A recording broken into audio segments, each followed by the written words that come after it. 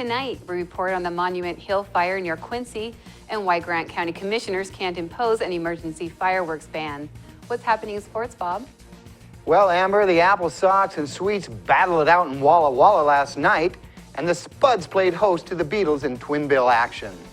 Let's take a quick glance at our Weather Center forecast. Dry and warm conditions remain in control around our area. How long will this blocking ridge of high pressure remain around our area? I'll have more details for you in just a bit. I'm Amber Jinks, and we have all this and much more on iFiber One News. From the iFiber One HD studio here in the heart of the Columbia Basin, this is iFiber One News. Your number one source for local news, sports headlines, and our very own Weather Center forecast covering the entire Columbia Basin.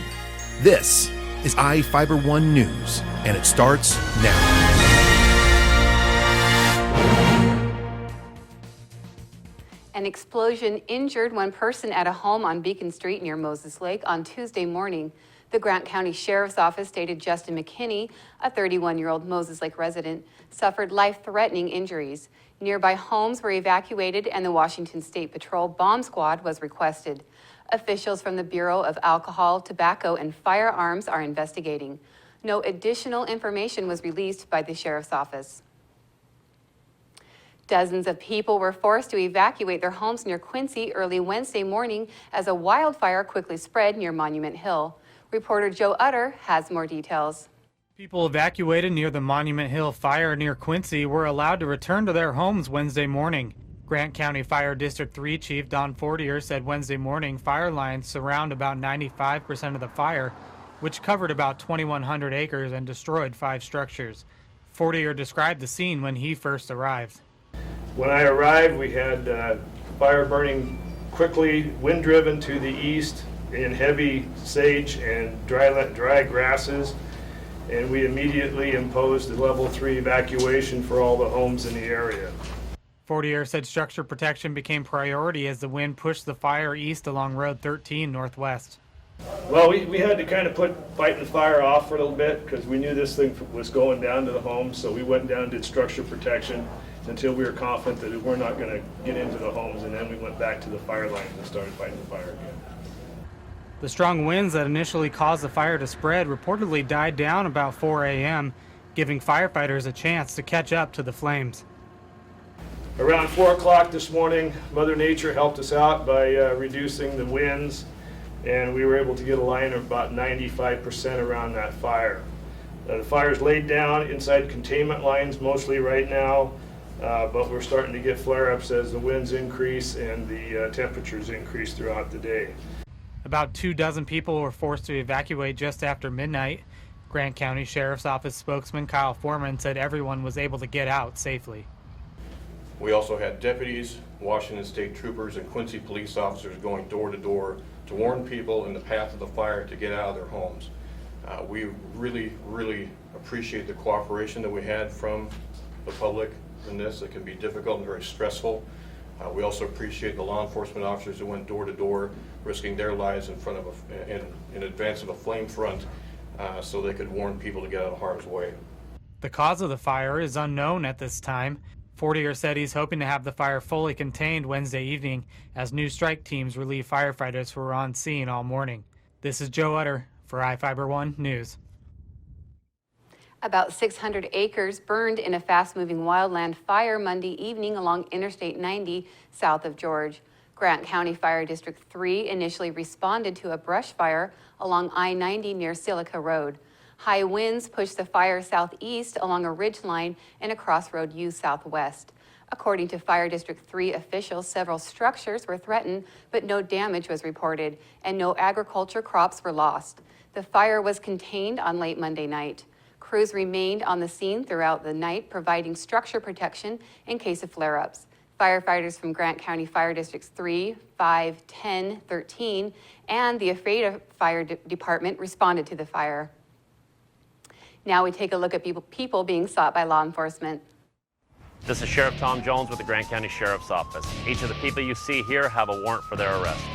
If you see any of these people, we ask you do not attempt to detain or apprehend them, but call us at 509-762-1160 or send us an email at crimetips@co.grant.wa.us. If the person is presenting a danger, call 911. With your help, we can bring these people to justice and make our community safer. We will be right back after this. My name is Kat Sanderson, Managing Broker for Pillar Rock Realty Group.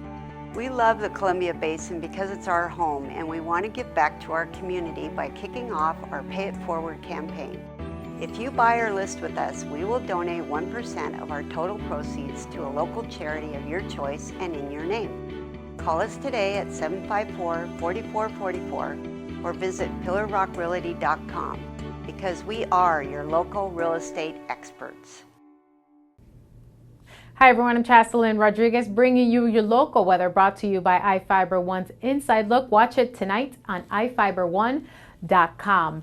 Breaking record temperatures remain in control around our area. Maximum temperatures will continue at or above 100 degrees within the next few days. We're expecting warm and dry conditions, therefore multiple fire weather watches in effect from Thursday afternoon through Saturday night for much of our state. Dry conditions will remain in control. So if you're planning on heading out and camping out, please be careful with those campfires and also try to avoid any fireworks for this weekend. Let's take a look at the almanac. Within the past 24 hours, we started off the morning in the lower 70s. Temperatures above the normal for this time of year, and maximum temperatures hitting that 100-degree mark, very close to that record high of 105 degrees, and that was in 2013, sun setting at 8:58 p.m. And for Moses Lake, maximum temperatures in the upper 90s, very close to that record high of 101 degrees, and that was in 1987. And again, the low in the lower 70s above the normal for this time of year should be in the lower 50s for the Moses Lake area. And right now outside your door, our current temperatures in the upper 90s with clear skies, and those clear skies will remain clear overnight even through the morning hours. And within the next few days, we're expecting clear skies for our area. Dew point in the lower 40s, and those winds pushing through pretty calmly from the north up to 6 miles per hour. A blocking ridge of high pressure remains in control along the northwest, now not allowing precipitation to come through from the north or from the south. We're expecting dry conditions within the next few days with clear skies for our area. Friday, we're expecting to be the warmest day for our area, and even into the weekend, dry conditions and sunny skies. Towards the coastal area, cooler temperatures from the upper 70s to upper 60s, and towards the Olympia in the mid 90s, the Yakima Valley over 100 degrees, and towards the inland northwest, maximum temperatures in the upper 90s, almost hitting that 100-degree mark. But for our Columbia Basin, those maximum temperatures are over 100 degrees towards Bridgeport 102, and towards Ephrata 104, Moses Lake 103, and towards Worrell City 105 degrees maximum temperatures for Thursday. And for our area, Thursday, sunny skies, very hot within the next few days, maximum temperatures 104. Friday, we're expecting to be the warmest day, 105, a slight decrease by Sunday, but we're expecting temperatures to remain around the 100-degree mark within the next few days. Thank you all for joining us. We'll be right back with sports. The new Flamethrower cheeseburger now with a $5 lunch. I'm going Flamethrower today. Remember what happened last time? I'm going Flamethrower today. Gary, do you remember what happened last time? I'm going Flamethrower today. Remember what happened last time? Comes with a Sunday now. I can handle it. You know your body, Gary. Go Flamethrower. Now the DQ $5 lunch comes with the new jalapeno bacon Flamethrower cheeseburger, plus fries, drink, and a sundae. This is fan food, not fast food. The Apple Sox opened a 3-game series with a 5-4 comeback win over the Sweets in Walla Walla last night. Zach Haggett gave up 4 runs, 2 earned, off 10 hits in 6 innings on the hill to record the W. Nick Nyquist, Eric Save, and Mike Holland had multiple hits in the ballgame. Wenatchee went up top 1-0 in the second. Walla Walla responded with 2 runs in the bottom of the frame to take its only lead of the contest. The Apple Sox hung 3 on the board in the third and added an insurance run in the fifth to win it. Wenatchee moves to 8-11 on the season and trails league-leading Kelowna by 4.5 games. The Apple Sox and Sweets go at it again tonight. First pitch is 7:05. Well, the Spuds picked up 2 crucial wins over the Yakima Beatles at home last night to remain in playoff contention. Spuds took the opener 9-8 and the nightcap 6-2. Chase Tunstall got the start in Game 1 and gave up 3 runs off 6 hits in 5 innings of work. Jaime Vela closed out the 7th to record the win. He tossed 4 2/3 innings in Game 2 and got the W as well. Cameron Duke was in a zone at the dish, going 7 for 7 in the 2-game series. Tyson Carstetter had 5 hits in 7 at-bats. The wins moved the Spuds to 6-4 and into 3rd place in the standings. The Spuds hit the road Thursday for an important 2-game series with the Wenatchee Apple Packers, who are just 2 games back at 6-6. Well, the River Dogs took 3 of 5 games at the Zoots Invite in Concord, California. The team ran off 3 straight wins and were the number 2 seed heading into the quarterfinal matchup, which they lost 6-1. The Dogs took on host Zoots from Pleasant Hills in a semifinal game, but dropped the contest 3-1. The team is hosting a round-robin tournament this weekend. It, according to head coach Randy Boroff, is a tuner-upper for the North Washington Senior Babe Ruth State Tournament to be held in Ephrata July 9 through the 12th. Rookie Mike Montgomery continues to shine for the M's. The 25-year-old lefty pitched his 2nd consecutive complete game shutout in a 5-0 win over the Padres. Montgomery flirted with a no-hitter in the contest and eventually giving up just 1 hit. The Southpaw is the first Mariner pitcher to throw a consecutive complete game shutout since Freddie Garcia did it in 2001. Mike Zunino crushed a home run over the left field wall in the 3rd, giving the M's a 1-0 lead. Seattle plated 3 more runs in the 4th, with 2 coming off a Brad Miller home run. Montgomery improves to 3-2 in 5 starts, lowering his ERA to 1.62. The complete game shutouts are pretty remarkable considering he had never thrown a shutout in 159 minor league starts. We'll be right back after this commercial break. You don't have to drive to Seattle for exceptional cancer care. Confluence Health's cancer program delivers world-class care close to home. We have a highly experienced oncology team in a state-of-the-art facility, and we're a member of the Seattle Cancer Care Alliance, which gives our patients access to world-renowned therapies developed at Fred Hutchinson, the University of Washington Medicine, and Seattle Children's. Together with the SCCA, we're delivering world-class cancer care close to home.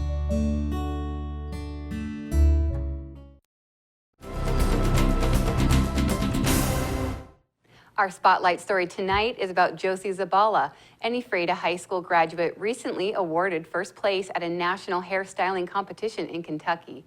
Reporter Jeff Chu has the story. Ephrata's Josie Zabala loves to cut and style hair. The 2015 Ephrata High School graduate and honor student recently came home from Louisville, Kentucky. There she won a 1st place in the Skills USA Cosmetology category's national hair competition. She competed against more than 40 other students. Here she practices on her mother, Cammie Zabala's long locks. Josie plans to attend Washington State University in the fall to learn more about what's underneath a head of hair as a psychology major. Josie was a student at Blades on Broadway, training to be a hairstylist while in high school through the Columbia Basin Technical Skills Center in Moses Lake. Through CB Tech, she heard about a regional competition. And then we went to regionals, and I actually placed 4th there. And then everyone was allowed to go to state. So then when we went to state, I ended up competing against the same girls, and I got 1st place. The wins did not come easy. I actually worked really hard for it. Like, I didn't know what it was going to be like. I had no idea. I was never a part of anything like that. And so I just studied and I practiced. I honestly worked so hard for it. And I spend over 40 hours a week at school in Moses Lake. Josie described what led to her going to the National Skills USA competition in Louisville, where she competed against high school and college students to win 1st place. For regionals, we had to do a perm, and then a root touch-up, so color, and then we had a written test, and then for state, we had to do an updo, so kind of like a wedding what you do with hair for a wedding. And then 2 haircuts, and 2 women's haircuts, and then a men's haircut. And then an oral test and a written test. And then we ended up doing the same thing over at Nationals. She believes the judges chose her for first place because of her hard work. She graduates in August from her haircutting school after 1,750 hours of study. As a Head Start student, Josie takes academics seriously. I've been a 4.0 student since middle school. It's always been like huge for me to have really good grades. My parents have never been like hard on me, but I've always been hard on myself. So if I get like a lower grade for like a midterm, like I always stress out and I like start to freak out. And I've done 6 college courses throughout high school. While at WSU, Josie said she plans to get a job at a hair salon to help pay for her education. I'm Jeff Chu for iFiber1 News. We'll be right back after this.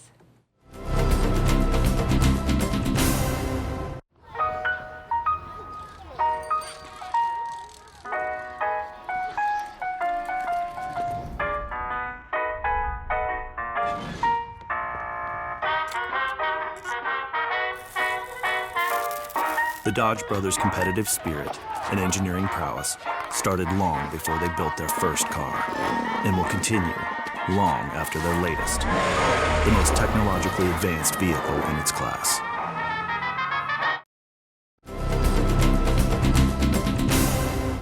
Welcome back.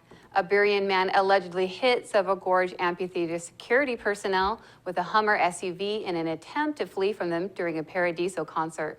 Prosecutors charge infamous Kinney, a 21-year-old man in Grant County Superior Court, with attempting to elude a pursuing police vehicle and hit and run.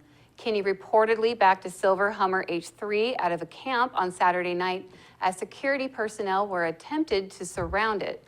Kinney allegedly backed into one of the ATVs the security personnel were using. When the vehicle stopped, one of the employees attempted to open the door, and Kinney reportedly drove forward, hitting the security officer and another ATV. Kinney reportedly began fleeing, and deputies began chasing the Hummer. It ended after Kinney reportedly turned onto a series of dirt roads and crashed into an irrigation canal. Kinney allegedly fled the vehicle on foot and was caught when he returned to the vehicle. Kinney allegedly admitted to driving the vehicle. Quincy Valley Medical Center staff treated about 7 more Paradiso concertgoers compared to last year. Hospital staff treated 53 patients during the 2-day electronic dance music festival compared to roughly 47 patients last year.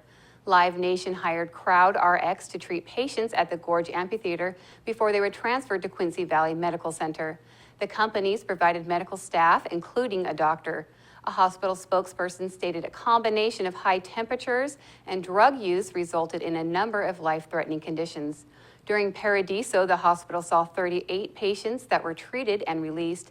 7 patients were admitted for further evaluation and later released, and 8 patients were transferred to Confluence Health Central Washington Hospital or Harborview Medical Center. Bo Brooks, a 23-year-old Portland man, was one of the patients transferred to Central Washington Hospital. He was admitted to the intensive care unit and died roughly 2 hours later.